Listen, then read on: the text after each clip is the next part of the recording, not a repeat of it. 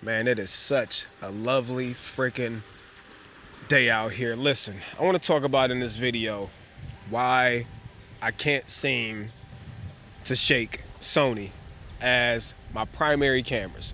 I test out a whole lot of cameras. Most of y'all know this already. I've been, messing a whole lot with Lumix cameras and Nikon cameras, and I done mess with a lot of Canon cameras and Fuji cameras and, action cameras and DJI cameras, like all of these things, but I just, for some reason, can't seem to get over Sony cameras. So that's what I want to talk about in this video, why. And before I get into the reasons, I think it's important to paint what I use these cameras for. I'm not using these on professional film sets or indie film sets or anything like that. I'm typically using my cameras for, smaller jobs here and there, like event photography, stuff like that, content creation, and pretty much that's it. So I understand that everybody's needs are different and our needs might not match up with one another, but that's okay. We all use cameras for different things. So I got to talk about this from my perspective, not from everybody else's perspective, on why I just can't seem to let go of Sony cameras. Let's get it. I had to leave up out of that place. This old lady almost tripped over my tripod. Me and her was about to have it out. Anyways, I want to say this real quick.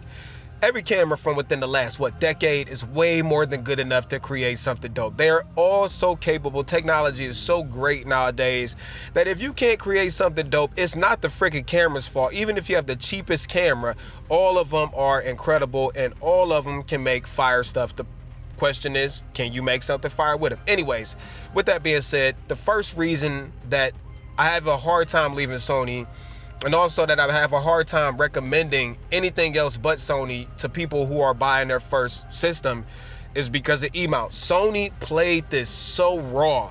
Listen, every single Sony camera that has an interchangeable lens that's mirrorless accepts the same type of lenses. There's no questions on, does this one work with that one, and what happens if I use this one on that one? They all freaking work. And let me tell you why this is so powerful, especially for somebody who tests cameras out all day long. I never have to worry about this lens that I buy for Sony, is it gonna work with Sony's other cameras?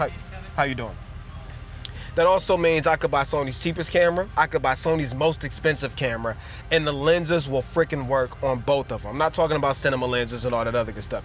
And for new people who are choosing their system for the first time, this is such a powerful thing. This is not for me, by the way. I don't really eat fast food like that. Thank you. This is such a powerful thing because I don't want to have to explain to somebody, oh, if you get an adapter, you can use this lens, and the best lens that they offer is on this mount, and you can adapt it. Thank you. And you can adapt it to work on this mount if you get this adapter. Who got time for that? Nobody got time for that. So that's honestly the biggest reason is E-mount. Pretty sure I'm not supposed to be touching these things, so I won't touch them.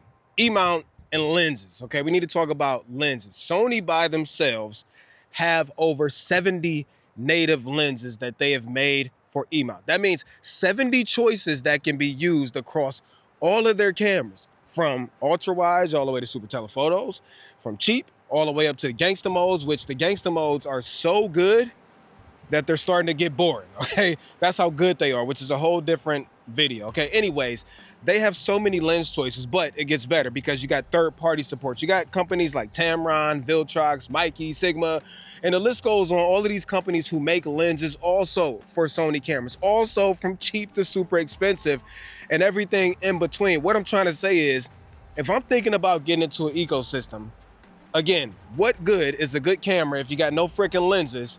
And there's over 70 choices from Sony and probably another 70 from third-party manufacturers. You have so many choices, and you can pretty much guarantee yourself that no matter what I need, I can find it somewhere in this ecosystem of lenses at whatever my price point is, at whatever focal length I need, blase skip.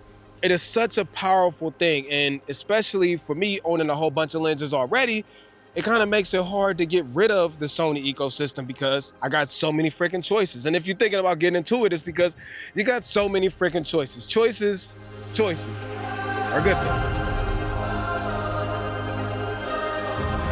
I just want y'all to know that it is freaking fire ants all over the place, and I'm risking my safety to get this clip in. But I know we talked about lenses and how many there are, but there's also 40 million Sony cameras because Sony drops 1 million cameras a year.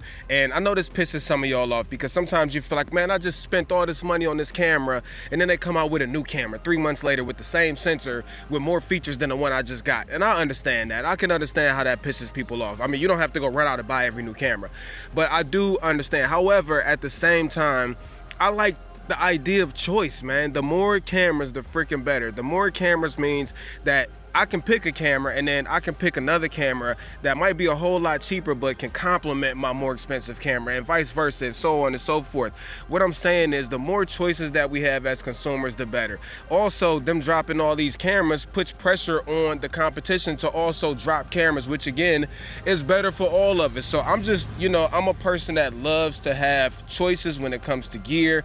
That means that everybody can get into the system and find something for them, just like the lenses. That means people who are already in the system can also find other options anytime that they need to, and there's always new stuff coming.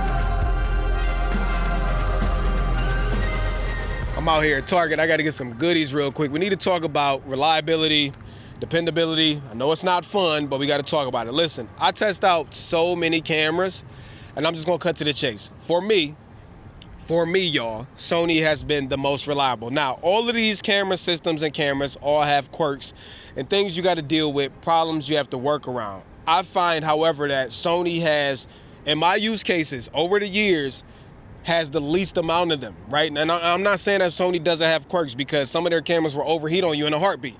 But as a whole, I just find that they're the most dependable. I've been in situations with some of the other cameras where, for no reason at all, they just lose autofocus or the audio just cuts out or whatever. And again, I just had the least amount of those problems with Sony. So when it comes to my creative professional work, my client work, I just trust them the most. For example, autofocus, it just works. It's predictable. I know what to expect from it. It kind of feels like it thinks for me. And I know the other manufacturers are starting to catch up, but still, I think that Sony's the top dog in it. It's like little things like that that make Sony so dependable. And that's a big deal when it comes to, if this is my only camera system, can I depend on it? And for me, it's Sony.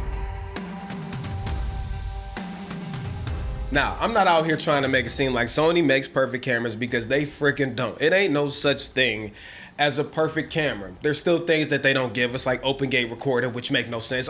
We need open gate. It's 2024. Shutter angle. We need shutter angle in all cameras in 2024. But what I am saying is, out of all the cameras I test from all these manufacturers, it seems like Sony tends to cripple the cameras the least. And I'm not saying that they don't cripple cameras. I'm saying that they cripple them the least. Let me give you an example. The ZV-E10 Mark II just came out. It's under $1,000 by one whole dollar. It's $999. But at the price point of $999, you are still getting 10-bit 422 recording, intra options, long GOP options, and this is typically stuff that you got to spend more money to get access to. They still give you stuff like USB streaming and amazing autofocus and all that stuff, and even the cheaper cameras. And I understand that they withhold certain features for like the more expensive cameras. Like, it makes no sense for a $1,000 point and shoot vlogger camera to have anamorphic D-squeeze, right? I mean, I know the Lumix S9 gives it to you, but that's a whole different story. And that's a W for the Lumix S9. But what I'm saying is, by and large, Sony doesn't really cripple cameras at the price point that they're offered at. And I think that is something that's super valuable, because you don't have to buy into the most expensive camera to get an amazing set of features. And that's dope.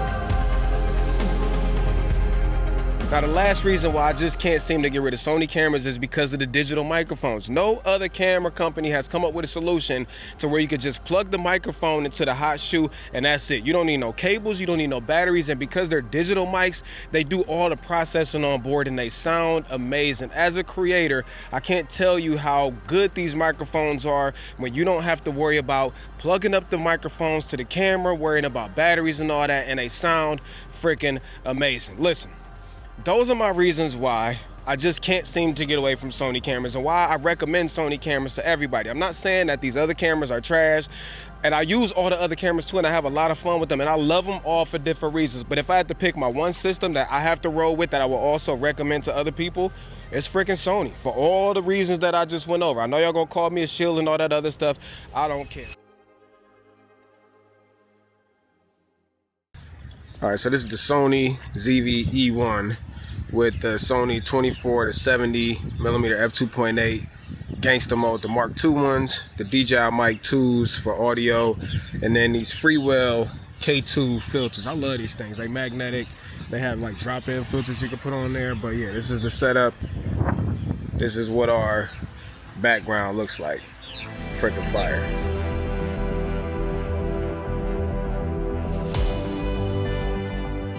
For my next talking point, I'm actually just gonna stick the camera to the windshield. This is a Ulanzi suction mount.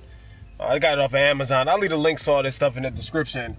But this thing is rock solid once you get it locked in there, and it can hold this setup with no problem. I do it all the time. So same thing, DJI Mic 2. I'm gonna just either put it on a seatbelt or handheld.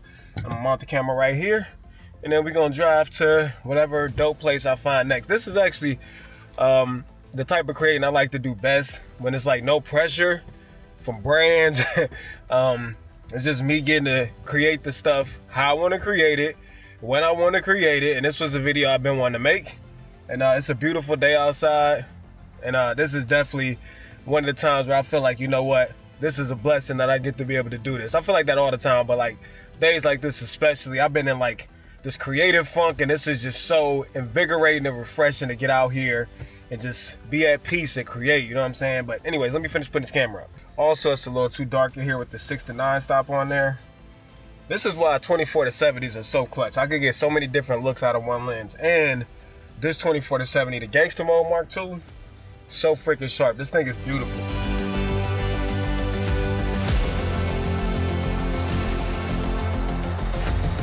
All right, I was riding down the street and I saw this place over here with these two things that I'm sure I'm not supposed to be touching. But anyways, I like the way this looks right here. So I'm gonna kind of use this framing for the next shot. I think it looks dope.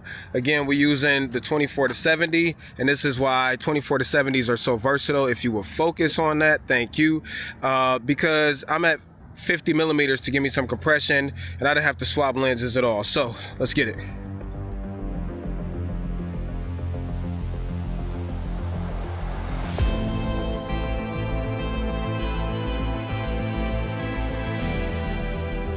I was leaving out the crib and I noticed this little sitting area over here, right?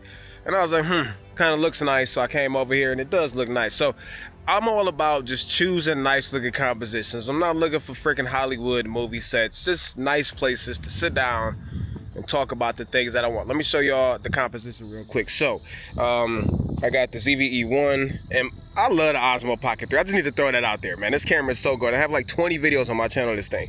But I got the ZVE1 punched in the 70 millimeter, and I'm just gonna sit right there and film. There's definitely a sticky bush over there that I got lit up by trying to sit down and test the shot out. So anyways, this is our composition right here.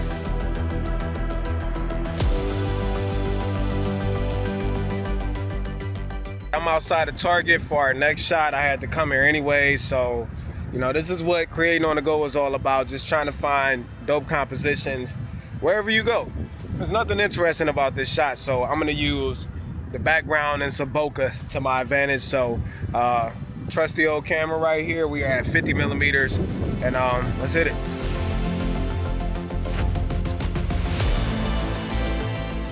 So I'm riding around looking for compositions, and I found this dope bus stop. And I was like, first of all, I haven't been in a bus stop in a long time. But second of all, what if I sat in there and just shot into the bus stop, and you saw the walls or whatever that's called of the bus stop, and it's all leading you to me sitting in the middle of the bus stop, and it came out freaking dope. So we had 50 millimeters on the 24 to 70 Mark II gangster mode, and I think the shot came out fire.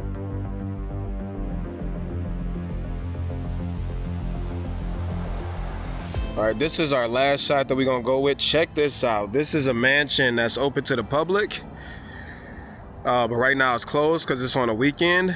But I'm gonna stick myself right there in the middle, and I'm not gonna zoom in. I want you to be able to see the whole mansion, and I'm just gonna be a little speck in there. And I think this will make for a dope composition. So right now we are at 24 millimeters on the ZVE10, and yeah, let's go ahead and run this, baby.